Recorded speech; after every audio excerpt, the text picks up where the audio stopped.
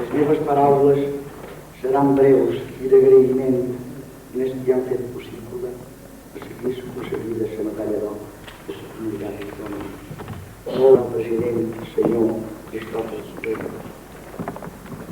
el president del Parlament de les Illes Balears, senyor Joan Huguet, que no sé com era d'agrair, honorable senyor Cristòfol Triau, president del Consell Insular de Menorca, senyora Monar, presidenta del Consell Insular de Mallorca, Joan Maria Tur, president de les germanes illes d'Eivissa i Formentera.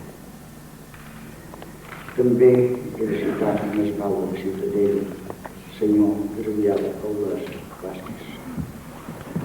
Que l'acte d'entrega de la medalla d'or es faci en aquest saló gòtic té unes connotacions sentimentals i de records inesborrables, perquè jo vaig participar en la seva ornamentació heràldica, juntament amb la Nina Camps, pintora i la millor restauradora d'art de Menorca.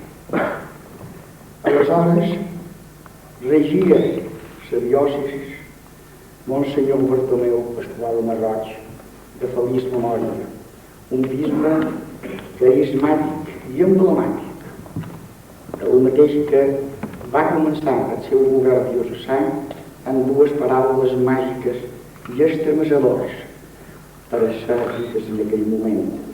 Va dir amb aquesta pastoral primera: aixequem-nos i reedifiquem. Un home bo, un home extraordinari, i era baula de Ciutadella, el senyor Josep Aulés i Quintana, en Pep de l'Iris.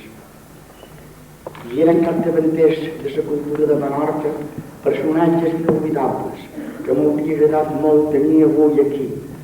Tots ja són morts, però el seu record perdura viu entre nosaltres. El reverend Josep Salat Farnés, l'inefable senyor Pepe, sacerdot sant, lingüista insigne i defensor a l'alterança de la nostra llengua. L'apotecari Martí, l'apotecari Cavaller, en Pep Pader, Antoni Mesquida, en Ramon Cavaller, el metge don Pedro Hernández Sastre, els pintors Bernat Panejant i Bert Torrent. Quant de records madur es trobem ara en aquest moment. Aquí. A tots ells i a molts d'altres que no és possible enumerar, els hi ofereix tot l'honor de qui se m'atribut. Honorable, molt honorable senyor president, honorable senyor, només puc dir una cosa: gràcies, moltes gràcies.